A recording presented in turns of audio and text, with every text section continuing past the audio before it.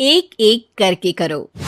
अंजलि की शादी कर ससुराल पहुंचने के साथ ही उसकी सास के हुक्म शुरू हो जाते हैं। हो गई शादी, बस मौज खत्म।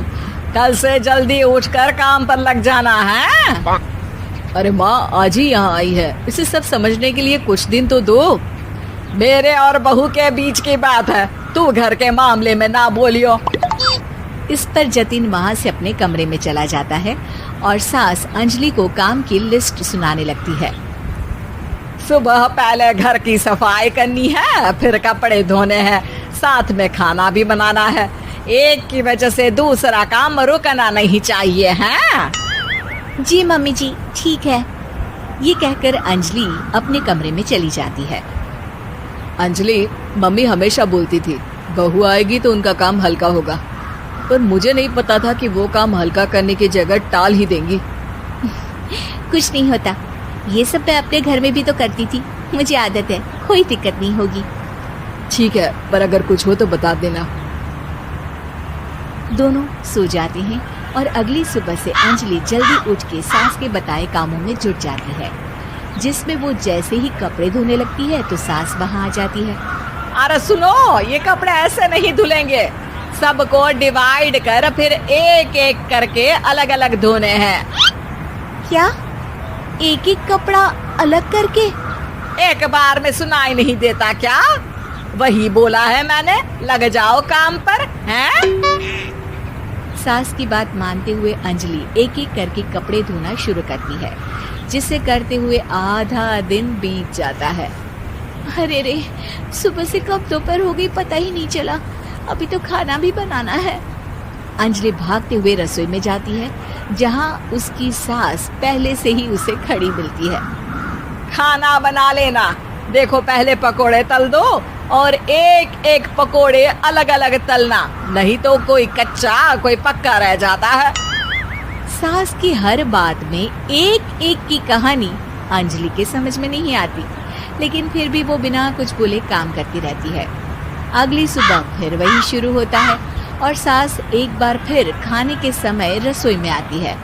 आज क्या बन रहा है हैं?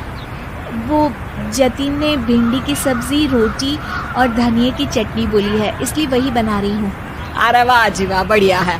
पर भिंडी एक एक करके धोना, फिर टोवेल से पोंछकर एक एक करके ही काटना, साथ ही धनिया की पत्ती भी एक एक करके ही धोना। अरे पर मम्मी जी। अरे क्या पर, सफाई का ध्यान रखना आता भी है या नहीं है? मैं ये सब सबकी हेल्थ के लिए ही तो कर रही हूँ ना, और तुम अर पर करती रहती हो हैं? सास की बातें सुन अंजलि हैरान रह जाती है। मैं तो सिर्फ सोचती थी कि जानबूझकर मेरा काम बढ़ाने के लिए ये सब करती हैं, पर ये तो काम बढ़ाने के साथ परेशान भी करना चाहती हैं। मैंने इनकी कौन सी बहस खोल दी जो इतनी दुश्मनी निकाल रही हैं? अब क्या करूं?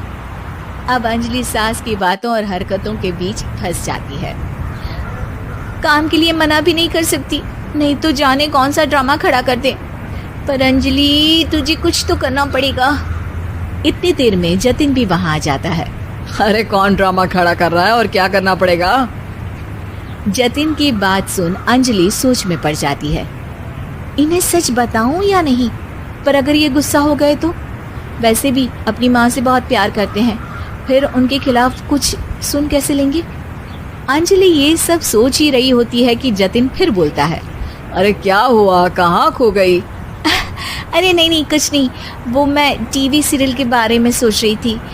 यहाँ और कौन ड्रामा करेगा? अरे तुम भी ना, चलो मैं चलता हूँ।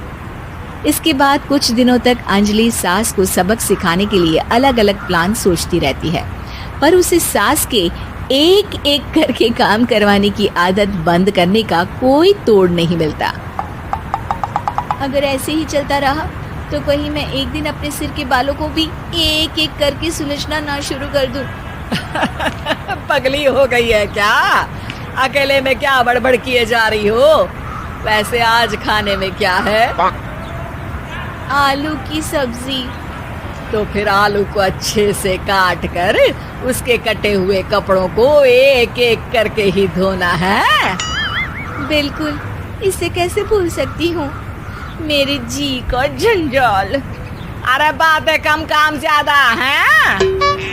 अंजलि एक बार फिर सास के कहे अनुसार काम करने लग जाती है, जिसमें सब्जी बनाते हुए उसके दिमाग में एक आइडिया आता है और वो सास को आवाज लगाती है, मम्मी जी सुनिए जरा इधर तो आना। अंजलि की आवाज सुन सास रसोई में आती है। अरे क्या हुआ, क्यों गला फाड़ कर चिल्ला रही हो? कुछ नहीं, वो सुबह कपड़े धोने की जल्दी में नहाई नहीं थी और अब शाम की पूजा भी करनी है, तो आप जरा सब्जी देख लीजिए ना, तब तक मैं नहा कर आती हूँ। अंजलि सास को रसोई में छोड़कर नहाने चली जाती है। इसी तरह देखते देखते 4 घंटे बीत जाते हैं, लेकिन अंजलि बाथरूम से बाहर ही नहीं निकलती, जिसे देख सास उसे आवाज लगाती है। अरे बाथरूम में ही समाधि लगा ली क्या? यहाँ सब्जी बनकर ठंडी भी हो गई और अभी तक तेरा नहाना खत्म नहीं हुआ। मम्मी जी जैसे आप कहती हैं ना, मैं वैसे ही एक एक करके अपने बाल शैम्पू कर रही हूँ।